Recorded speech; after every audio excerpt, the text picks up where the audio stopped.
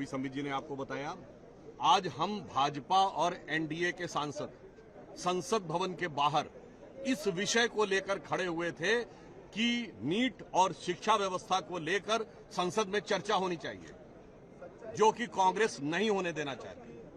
Bharatiya Janata party और NDA की सरकार इस विषय को लेकर पूरी तरीके से संवेदनशील है। माननीय प्रधानमंत्री जी ने आज स्पष्ट रूप से कहा है कि छात्र हितों से अधिक महत्वपूर्ण कुछ भी नहीं है और इस विषय पर वो कृत संकल्पित हैं कि कठोर दंड दोषियों को मिलना चाहिए। इसलिए आज ही फास्ट ट्रैक कोर्ट के गठन का निर्णय लिया गया, अर्थात त्वरित गति से न्याय हो और तुरंत दोषियों को सजा मिले। तो एक तरफ हमारी सरकार छात्रों के हितों के लिए संवेदनशील है और छात्रों को राजनीति की दृष्टि से नहीं देख रही है।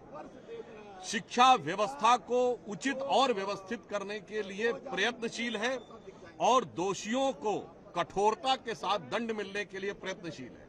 दूसरी तरफ विपक्ष व्यवस्था की बजाय अराजकता के लिए प्रयत्नशील है और संवेदनशीलता की बजाय सत्ता लोलुप कुटिलता की दृष्टि से आगे चल रहा है।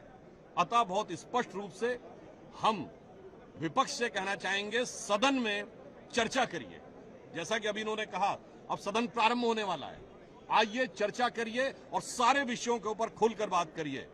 राजनीति का कंधा दूसरों का प्रयोग मत करिए, क्योंकि मैं छात्रों से भी कहना चाहूंगा, आप लोगों को बहुत सतर्क रहने की जरूरत है, क्योंकि कुछ अवसरवादी सत्ता लोलुप अराजक तत्व आपके आंदोलन में आकर उसका लाभ उठाने का प्रयास कर रहे हैं और ये वही चेहरे हैं जो अलग अलग चेहरा बदलकर समय समय पर अपनी राजनीति की रोटियां सेकते हैं और वही वाक्य, वही शब्द दोबारा उठकर आते हैं जिनका शिक्षा व्यवस्था या नीट से कोई संबंध नहीं है।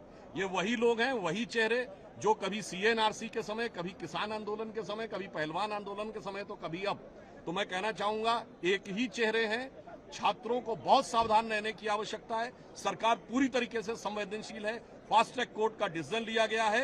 ये वही चेहरे हैं जो कभी मुसलमान के पीछे, कभी किसान के पीछे, कभी पहलवान के पीछे और कभी नौजवान के पीछे जाते हैं। मगर इससे बहुत सावधान रहने की आवश्यकता है और पुनः हम विपक्ष से कहना चाहते हैं, सदन में चर्चा करिए, चर्चा करने से मत रोकिए, सदन को मत रोकिए, खुली चर्चा होने दीजिए। और आजकल तो सीधा प्रसारण होता है, जनता को निर्णय करने दीजिए कौन सही है, कौन गलत है, कौन ईमानदारी से प्रतिबद्ध है और कौन राजनीति से पूरी तरीके से ग्रस्त है। Thank you.